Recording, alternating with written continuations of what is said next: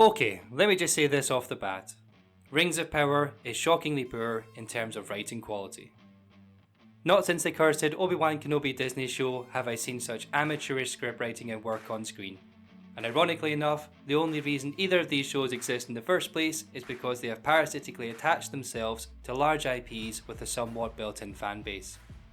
If Rings of Power had been a spec script for a new fantasy show, it would have been laughed out of the door, not given a $1 billion budget and an automatic 3-year deal.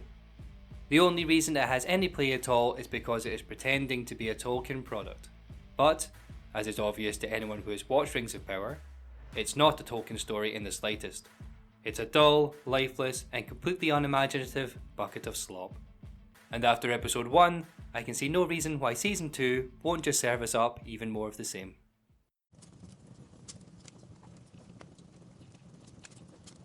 The season opens with a very underwhelming and slightly sassy version of Sauron, as he holds an address with the surviving orcish followers of Morgoth.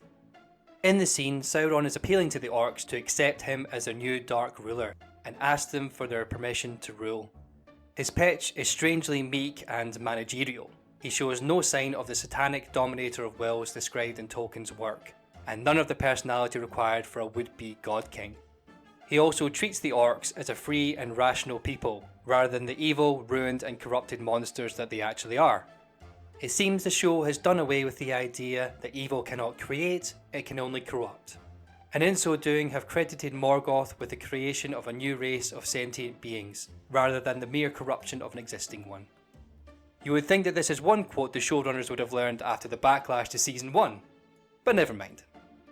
Anyway, the orcs aren't into Sauron and they decide to give him a bit of a knifing, preferring Amazon's new orcish creation Adar to the classic Maya demigod. Sauron is quickly killed and his body destroyed, but his blood reanimates like the Thing and attacks a rat and some bugs and creates a new goo husk for him to live in. Wait, what? Now, I'm not getting paid the big bucks like these show writers are, but wouldn't this have been a cool opportunity to show Sauron's spirit in the unseen world? If his body is destroyed, his soul, or Fea in Tolkienian terms, should exist in the same space that Frodo saw the Nazgul in Fellowship of the Ring. Wouldn't it have been cooler to show Sauron's escape in that form, rather than showing him as a lumbering blob of black ichor still bound to the mortal world? Oh well, better get used to such disappointments, because this is just the start of several unimaginative blunders that are slowly trickling our way. Sauron regenerates into Halbrand and immediately joins up with the band of men that we saw him with on the raft back in season 1. So that's all the exciting backstory for him now tied up in a nice little package, isn't it? Mystery solved. There is also a completely unnecessary subplot here that is supposed to hint at a change of nature for Sauron, but it goes nowhere. A man on the boat makes some inroads into tempting him to the side of good, but then a random fish attacks them and a beam falls on the guy and Sauron just refuses to save him, even though it would cost him nothing to do so and would gain him a valuable ally. Oh well. Now everyone we've met since Sauron's regeneration is dead or irrelevant to the story, and Sauron himself hasn't had even a hint of character development. What was the point of this backstory again? The only meaningful thing we've seen so far is that Sauron was betrayed by Adar, and we're 20 minutes in. Way to go with story efficiency, guys. Jesus. Next we move on to one of the scenes that the writers struggle with the most, the plotting of the elves. The writers just can't get this stuff right. The dialogue is terrible and the plot points are rushed to the point of utter ridiculousness. In the space of another miserable 3 minutes, we get a tedious back and forth that eventually extracts a feeble confession from Galadriel about her knowledge of Halbrand's identity, which she decided to conceal from her fellow elves for no reason whatsoever. During the back and forth, Gil-galad asks the question that's on everyone's mind. Why do you dance so to avoid revealing the truth? But of course we don't get an answer to this because the writers don't know the motivations of any of the elven characters in this scene. They don't have a reason for Galadriel's decision and they can't think of any consequence for it either, so it all just gets dropped instantly and they discuss the rings instead. The rings. Show them to me. It's completely pathetic and is really highlighted in the laughable melodrama between Galadriel and Elrond that goes, Why didn't you tell us? You who are the best of all our people. Well, what about you? You failed at Khazad-dûm. You are my friend. Silence. Let's discuss the rings. I mean, I don't know what I can say about this. How is this even remotely acceptable as a dramatic scene? Tommy Wiseau has a better grasp of story conflict than any of these Muppets. What a story, Mark. Yeah, you can say that again. None of this shoddy banter has any bearing on the decision on whether to use the rings or not, and it dynamites the very little opportunity the script had to develop something, anything, about Galadriel's inexplicable betrayal of her people. Because of this refusal to follow through on any of the character decisions, the show just has to scramble about for the rest of the episode's runtime, searching for something for them to do. Immediately after this very short and god-awful dialogue exchange, High King Gil-galad conveniently forgets all about Galadriel's treachery, and instead he and Elrond engage in a limp back and forth about handing over the rings, which Elrond has questions about. Gil-galad has his guards threaten Elrond's life for asking questions, so he decides to evade them by jumping off the waterfall like Harrison Ford in The Fugitive. Now, you can kind of see this coming from a mile away as you're watching the scene, and part of me was stupid enough during the build-up to start to wonder if they were going to do a nod to the lore at this point, and invoke the story of Elrond's mother Elwing, who cast herself into the sea at the havens of Sirion in order to protect the Silmaril from the sons of Fëanor. But of course, they don't. It all just turns out to be a slightly awkward coincidence. And that's all we get from the elves for now. Let's get back to Sauron and see if there's anything exciting going on, and oh my god, now he's Moses. Let my people go. Really? Did you repurpose so much dialogue from the films and the book in season 1 that now you have to crib lines from the fucking Bible to make up the word count? Oh god. I'm not even going to cover this scene for now, it all gets nullified in a little bit anyway, so we'll come back to it whenever that happens. Instead, let's check up on Gandalf and the creepy Cabbage Patch Kids. Now they're wandering around for some reason, borrowing Sam's lines from the Immin Wheel. No, it can't be. We're going in circles. We're lost. Blowing up trees and getting stalked by a Mad Max Sandperson antagonist. The main Cabbage Patch girl whines about being homesick, which Gandalf says is normal for her kind. Except it's totally not, because our people are exclusively nomadic travellers. It's the whole basis of their culture that they're always on the move. Whatever. Next. Oh, now they're torturing Halbrand for the secret he told them he had concerning Sauron's location, but he won't tell them unless they release the Israelites or whatever. So they do release them, and he tells them there's no secret after all, but suggests he can find the same thing out for them anyway just by infiltrating the elves. So, why didn't he just offer this to start with? Why did he go through the whole charade of having a secret when in reality what he had was a reasonable proposal? I hate to say it, but it sounds like the guy just likes getting tortured. You can torture me all you want, I still won't tell you! Well, go ahead! Do your worst! I just sure hope you don't use those whips over there on the wall! Also, there's a funny bit in here where they're torturing him in order to get the secret for Adar, and then they go, Adar doesn't even remember you're here! I don't exactly know why this is funny. It's just a bit of nonsense out of nowhere that happens to have expert comic timing. But it's probably the only thing I found really entertaining in this episode.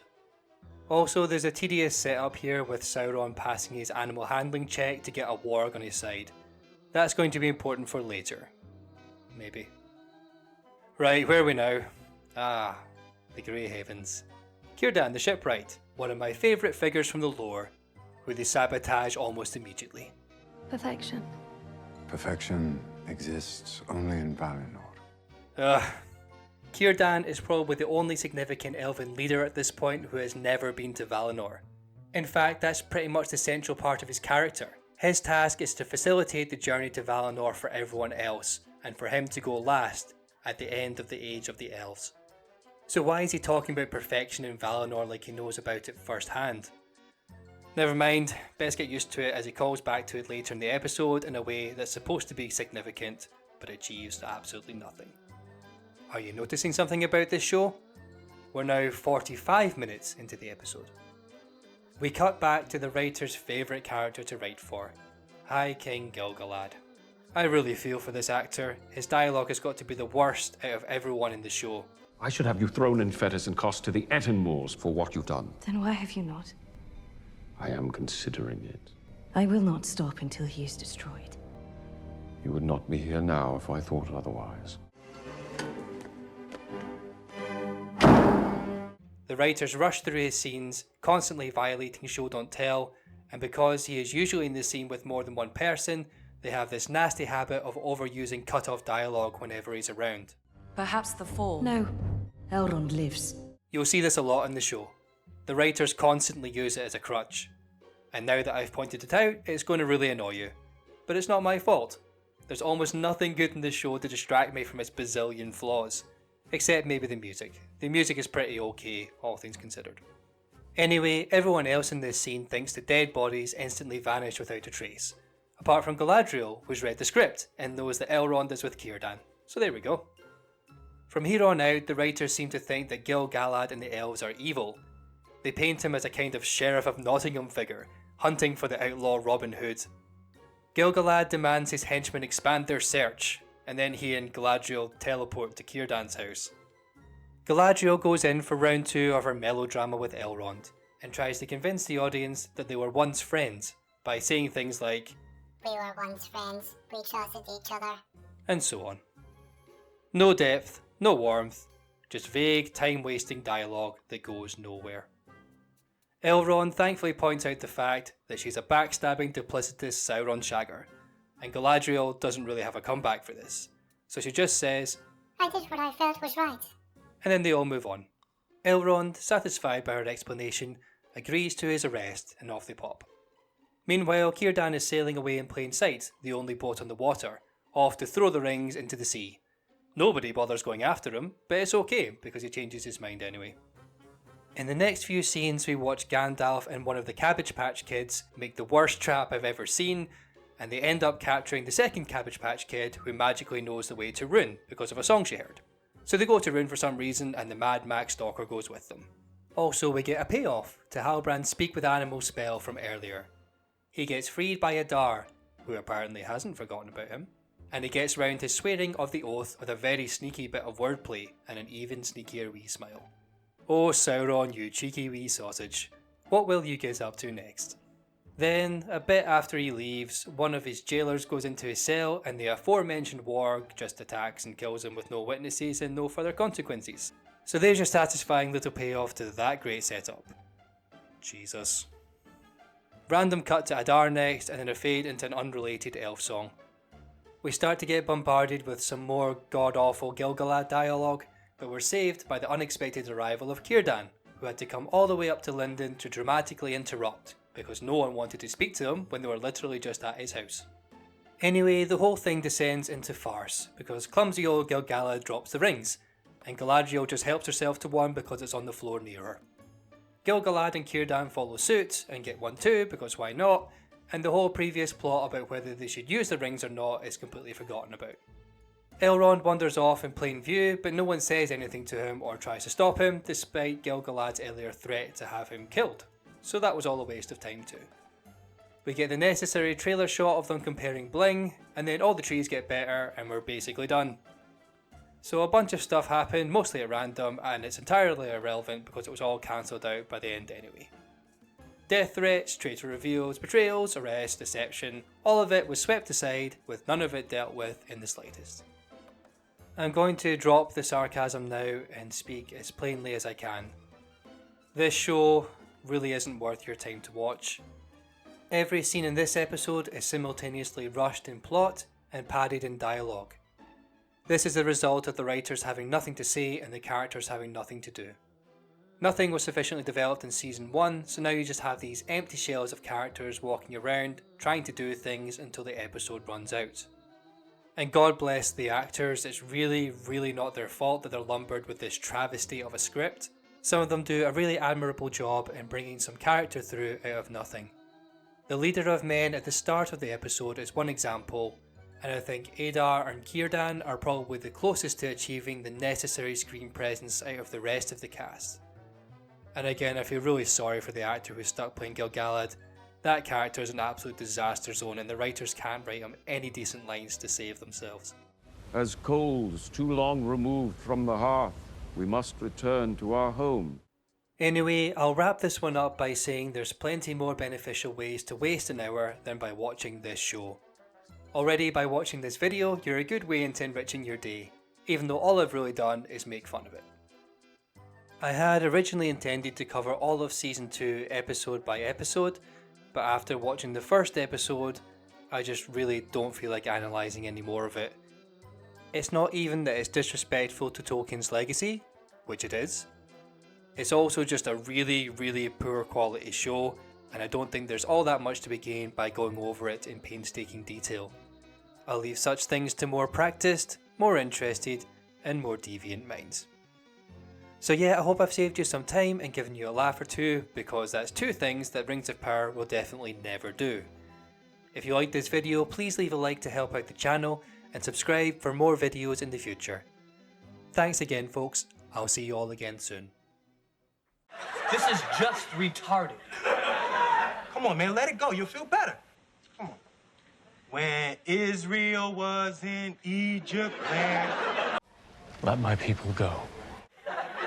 Oppressed so hard they could not stand. Let my people go. More than more.